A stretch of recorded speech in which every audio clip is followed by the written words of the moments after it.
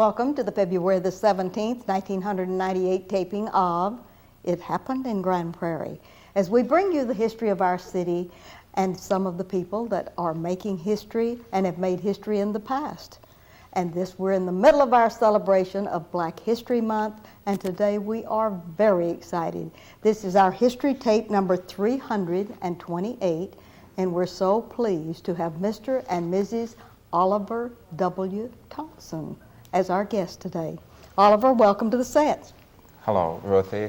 First of all, I want to thank you for inviting Dorothy and I to come out and share a few life experiences with you, and so we are just pleased to be here. I'm very thrilled. And Miss Dorothy Ross Thompson, yes. It's a pleasure having you with us today, and we're very excited about the history that you're going to share with us today.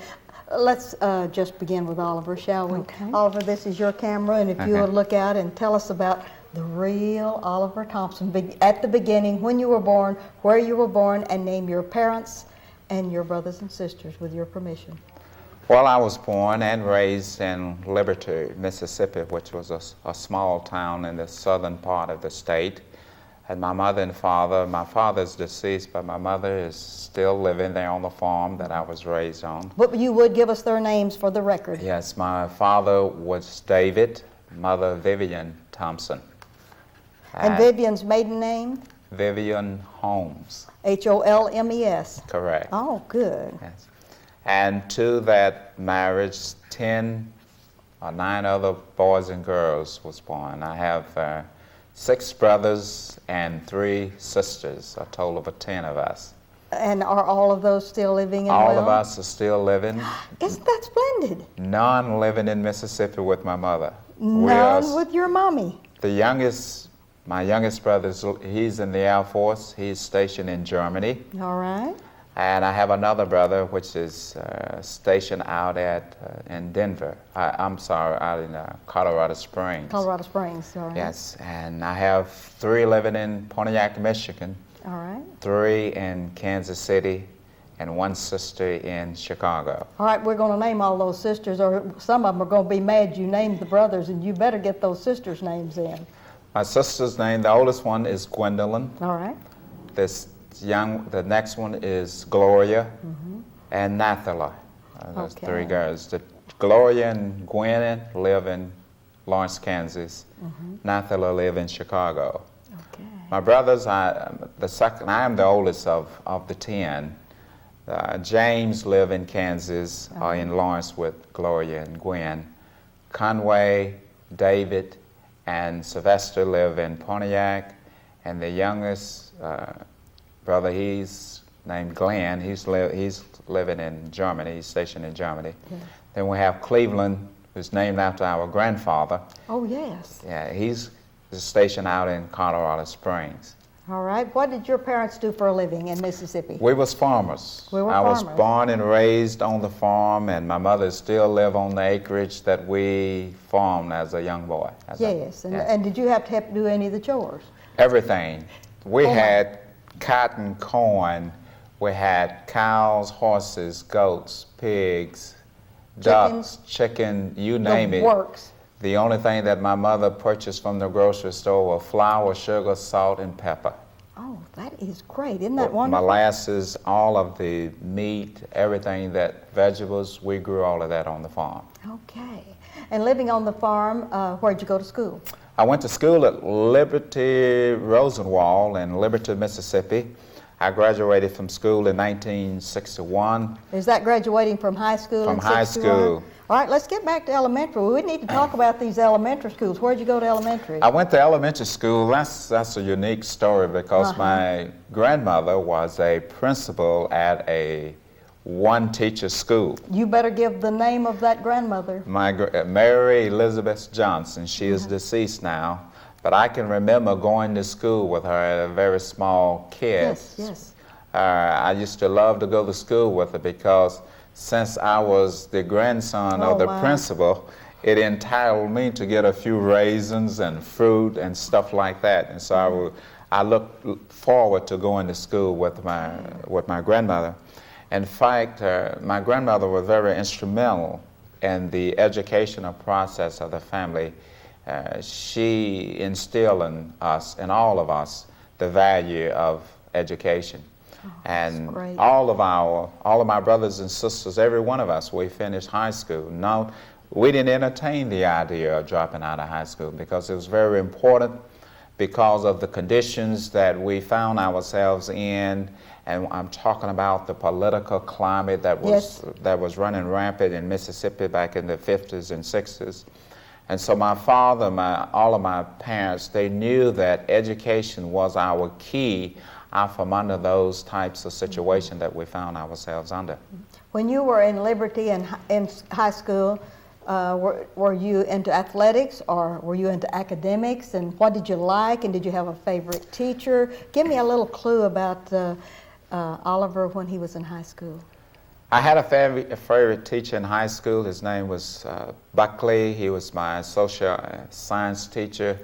I was very enthused with political science. Yes. I participated in sports. I ran track. I participated in the mile and the 880. Okay. Also, I played a little football. I was the smallest male in my class. I was in a class of 61. 61 students, small school there. Yeah. However, I didn't have the height for basketball. I still could make those baskets, but I just didn't have the height. But social science, government was my favorite subject in high school. What happened to Oliver after he finished high school? I went off to college. Have you met Dorothy yet? No, I have not. All right. Well, I'm going to take you up to the point where you meet Dorothy. Let's get right on down the road. You're in college now. Where'd you go? I graduated from high school in 1961. I have that. And September of 61, I enrolled in Alcorn State University. I attended my freshman year. Then the summer after my completion of my freshman year, I decided just to go to school the year round. And Dorothy showed up that summer of my sophomore year. Oh, that was the summer of 62, and that was the best summer of your life, wasn't it? The best summer. Okay. And it was unique the way I met her. Yes. I worked in the cafeteria while I was at school, and we had meal passes that you had to show your meal pass when you came through the line. And we had a double line, left and right. And Dorothy would go to the right. I was on the left side, so this particular day I go over, I take her meal card, I put it in my pocket to make sure that she would come through my line the next day. Oh, that was tricky. That's right. Oh, that was tricky, And Oliver. I held on to that card until she threatened to take me to the dean. Oh, my. She told me that she was going to turn me in if I didn't give her a meal card back, and so I had to give it back to her. But along with that, giving the card back, I know that you made certain that you would get to see her again, even though you didn't see the card, right?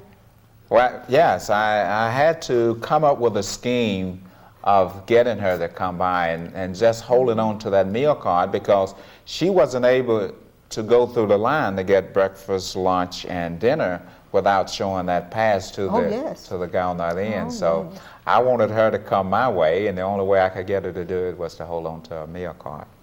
When you were in college then, did you start out just with the basics, or did you already have your sights set on political science or some other area? 180-degree turn. 180. Let's give it. I majored in biology. Biology was intriguing. And that's I majored in biology and I stayed in biology. And after leaving Alcorn, I went into the Air Force. And after I was in the Air Force, that's when I went back and got a business administration degree and the engineering profession that I'm in today, because today I'm in electronics. All right, let's talk about the Air Force. Let's hold off on the Air Force. Okay. Because you're already out of college or have right in the middle of your college, you go to the Air Force, and I've got to get Dorothy caught up with us. Okay. Let's start her from her beginning, shall we? And just hold you in abeyance for just a minute. Miss Dorothy, we'd like to know all of the things that he's told about himself, if you'll look out into your camera and give us a little bit about the history of Dorothy Ross Thompson. Well, I was born to Oliver, I was born to Ida and Leonard Ross, Yes. 1943, so that means I'm really way back there. And what year? I mean, what place? In a place called Silver Creek, Mississippi. All It's a right. very small town southeast of Jackson, about halfway between Jackson and New Orleans, Louisiana. All right. They had 3 children, a daughter, 2 daughters, and 1 son. All I'm right. the middle child. Oh, the middle child. I'm the middle All child. right. Would you name the other 2 then for her? My brother, who's the oldest, is Milton Ross, who's presently living in Phoenix, Arizona, has his own business. My sister passed away in 1994. She was a teacher there. But you would give us her name on the record. Her name is Evelyn Ross Bridges All at right. that time. So she had 3 children who are still there. Still very, very, very dear to you. Yes, Yes, yes, they are. yes, they are. Okay, and living in Silver Creek, Mississippi, what did your parents do for a living? My mom was mostly a housekeeper, All right. but she was very instrumental in being able, or the first black, to get a job in small factories or work in the government there for certain times. She would work for a while, get a couple more people in, and then she would quit. We had a farm, but Dad had only 3 kids, and he says that he would starve to death, and so would his family. They stayed on that farm. Right, Yes. right. Yes. So he kept the farm, but we stopped planting cotton and those kinds of things. And he hauled pulpwood for a while, and then he worked on the Great Lake as a seaman for about 15 years. In fact, it was probably most of my school years that he was gone. And he would work there 9 months, and he'd be home 3 months. 3 months. Okay. Now, did you go to elementary school in Silver Creek or where? In Silver Creek, and in my class from 1 through 4th grade, there were 8 of us. And then from 5 through 6, there might have been 12 of us, and that was it. And then we moved to Monticello, which is the big school, quote, and there was 39 in my senior class at that time. All right. When you were in elementary school, is there any teacher or someone that was a mentor, someone that really encouraged you to stay in school, Dorothy? My auntie, she was a teacher there, and of course I always got the blunt of being the one that she pointed out to say that if I would do it to Dorothy, you know, Yes. you better not do it. And you would give us her name. Her name is Lena Sutton. All right. Lena Okay. Sutton. That's wonderful to have a mentor like that, Yes, isn't it? yes. And then when you went on to high school, you went to Monticello High. And what'd you study? Well, when I was at Monticello, I liked it math and science, but I also was very good in home economics. Oh, good. And there was a teacher named Mrs. Addison who took a liking to me, and therefore I got to go to a lot of 4-H clubs, meetings, and conventions, and those kinds of things to make presentation. She was really a great mentor because she was a great teacher. She cared for the kids, and she wanted me to go on. In fact, she was instrumental in getting me a scholarship to Alcorn in my senior year. So that's the wonderful mentor. That's what all students are looking for, that special mentor that will help them climb the lowest ladder and start on their way up. Isn't that great? Right. Oh, and you'll always cherish her memory, Oh, won't you? yes, indeed. Oh, yes. And so after high school, then Alcorn. After high school, I went to Alcorn, and of course, there I really had wanted to major in math and science. But I had the scholarship in home economics, so that's what I had to do. So I took all my electives in math and science, and that gave me that Good balance. right, in everything. But it was experiencing year. Instead, I graduated in 3 years rather than the 4 because I went year round.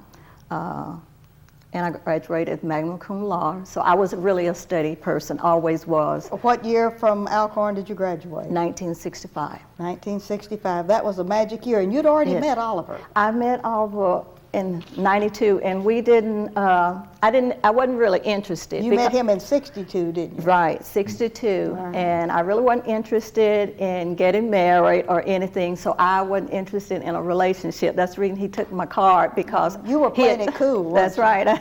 I have I was focused, knowing what I wanted to do, and I wanted to get a degree, and I didn't want to get involved with anyone. So, And who changed whose mind? Well, I had to change my mind. Oliver, you just had to. Did you change your mind before you went to the Air Force? Yes. All right, let's talk about the courtship. You finally did pop the question in what year? In 64. right. In 64. 1964. Mhm. And she graduated in May of 65, and we married a week or so later, June the 6th. So, She made you wait till she graduated from college. well, Had to have that degree. Yes. it was courtesy on my part. Oh, you were the one that, yes, you backed off a little. I told her to go ahead and graduate before she married me. I will wait. Oh, I will wait. Oh, listen at that. Now, that's a pretty good story, isn't it, Dorothy? Yeah. Yes, it is. But All right. seriously, she is the best thing that ever happened to me. Yes. We are a team, and God is the center of our life, and we have teamed together. We have raised a good family, and so. But tell me about the Air Force. The Air Force. Where'd you go? I went down to San Antonio. I spent 7 weeks in San Antonio and basic training. Then I was shipped from San Antonio to Abilene, Texas, and that's Mercy. where I stayed 3 years, 11 months, and 4 days. Yes. And I received honorable discharge, and I went to school there in McMurray, Yes, in in Abilene. Abilene. And then I came to Dallas in 68, and I've been here ever since. All right. And I need to get back now with Dorothy and see what happened to her. While he was in the Air Force, what'd you do? Mainly studying, keeping those grade points up and, Yes. and everything. So I really was a very studious person, very grade conscious, due to the fact that I was the first one in my family to get an education. Oh, that is A great. college education. My parents did not finish high school, and they was very adamant about the fact that they wanted their children to get a good education, and that was one of the things that was stressed at our house. So Did you go to Abilene while he was in the Air Force?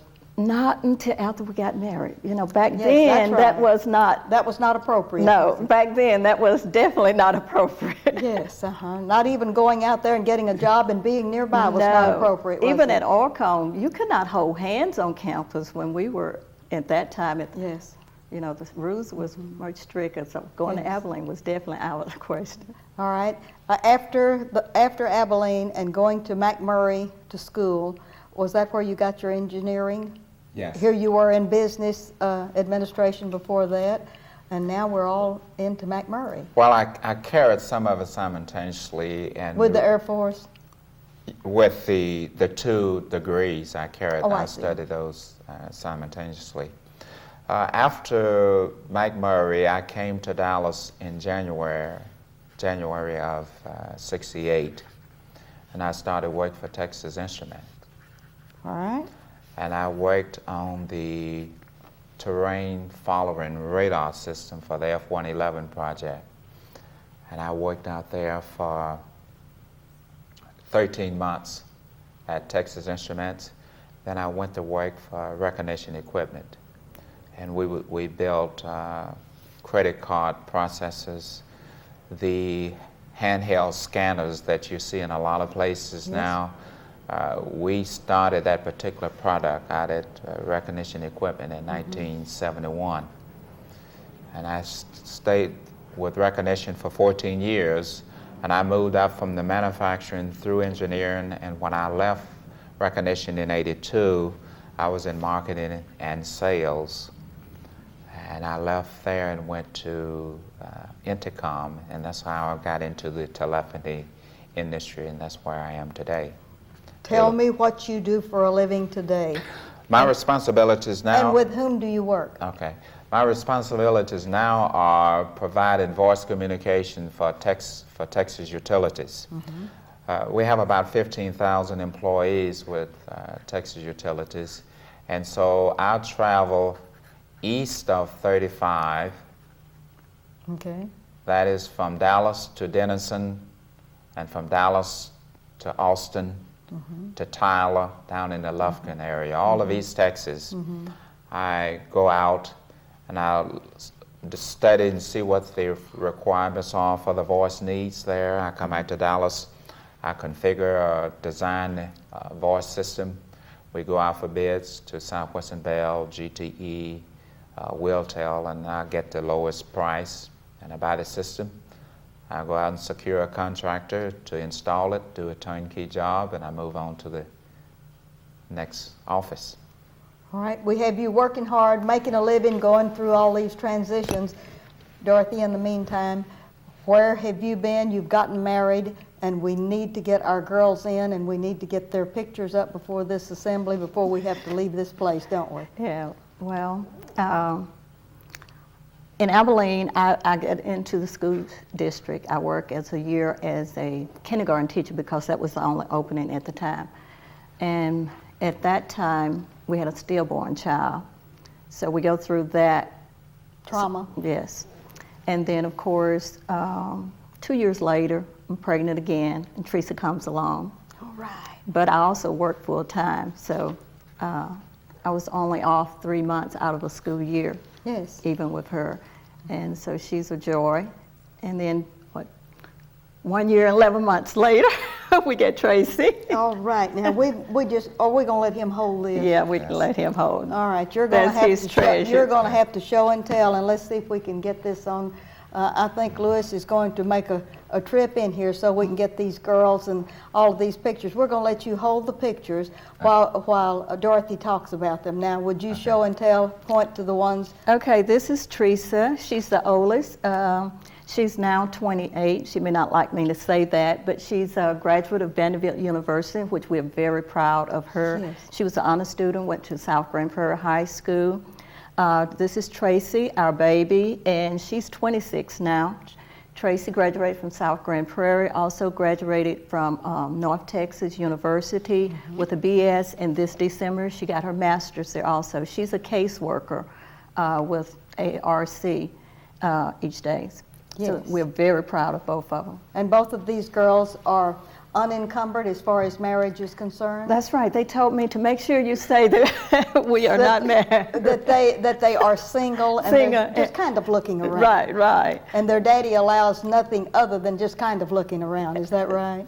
Well, it's out of my control now. Yes. They are adult young ladies. So. I noticed that you have a very satisfying smile on your face there, as if you were the one that was responsible alone for all of the wonderful things that these girls have accomplished in their lifetime. Well, I would like to take credit for that, but it wouldn't be fair to Dorothy. Yes, it wouldn't. As I indicated earlier, Dorothy have been we have worked so good together, and it's the focus of what life is all about, and we was able to maintain a clear objective of what we wanted to try to accomplish in life. And so I'm proud of my family. Yes, you are. I'm proud of them because they have made me proud. We have only 5 minutes left on our interview, and we haven't talked about all the boards and commissions that you have been on in the city of Grand Prairie. We have Dorothy barely teaching kindergarten in Abilene, so we're going to have to name the schools where you've taught, and let's show and tell a little bit about some of the awards that you have gotten. When I came to Dallas, I taught in Dallas for 10 years, from 1970 to 1980 at Rosemont Elementary School, and I taught science there. Then I came to Grand Prairie in 1980, and I worked at Florence Hill for 2 years, and then we moved to Dickinson, which was a new school, Yes. and I worked there. And then I moved to Jackson, where I am presently a teacher there now of science. I'm presently now the science department chair and team leader for the 6th grade. All right, And but we need to show and tell this. Well, I guess what I'm really proud of is that the teachers of Grand Prairie, I was selected as Teacher of the Year in 1989, and I'm very proud of that fact, that what I've done in education really stands out. That's a marvelous salute, and we have another certificate we have to show and tell. If we don't do that, I'm in bad trouble. Okay, well, 1994, the state of Texas decided that they must clarify what must be taught in the schools for all over Texas, and I was selected to be on that committee. So being a part of that, I worked on that for 2 years, and then after the 2 years, out of the 38 people that were on that committee, I was asked back to finalize lessons, to redefine those so that teachers would really know what the essential knowledge and skills statements were to be used. That's wonderful. Now we're going to let Oliver brag because we're going to give him this last one that is his. He didn't bring any of his awards. Right. But that has St. John's Baptist Church on there. Does that have a significance? Yes. In 1993, my family, along with Dorothy and the girls, we was chosen as Family of the Year. That's and wonderful. It's a wonderful feeling to have, especially when our church family have grown in such a such a rapid pace in the last 6 years. For people to come in and bestow this kind of honor in just a few years around me. So it really was a joy to be selected as Family of the Year. And you're a deacon? I am a deacon. I was ordained as a deacon in 1976. I've been a member of St. John Baptist Church here at Grand Prairie, 1701 East Jefferson. Thought you'd give that. Since 1973. You also were on the committee to help celebrate the 75th anniversary recently in the last year? Yes. I served on the program committee on our diamond anniversary. Yes, diamond anniversary. Yes, we had you on the show. Yes. With Pastor Davis. Pastor Davis. Yes. He's a tremendous leader. Isn't he something else? Yes. All right. In the couple of minutes we have left, name me some of the boards and commissions that you have served on for the city and the one that you're currently on. Yes. I have served on the Long Range Planning Committee. That was the first committee. I served on that. I served on taxes and equalization. I've served on the Grand Prairie Community Renewal. I'm currently on the Civil Service Commission. I have served on several bond programs, bond election. I co-chaired a bond election with ex-mayor Gresham. All right. And so I have been active since '76 in this community, serving voluntarily on committees. And I do that because I am concerned about the community. I am concerned about some of the decisions that are made that impact the lives of the citizens of this community. And I am very thankful for all of the individuals who have recognized that desire in me and nominated me to these boards. And I will continue to serve as long as someone out there to nominate me. Yes, that's great. And Dorothy, in the half minute that we have left, I know that you're involved at church. Yes. You watch after these girls like Yes, definitely. Yes, like a parent should. And is there one thing you'd like to say before we close this interview? Oh, I just would like to say to all parents out there, nurture the kids, be there for them, and involve them in something positive every day of their lives. I want to thank you too. Y'all have just been wonderful for this great interview. Thank you. And this is Ruthie Jackson reminding you that history is as we live and do. Thank you.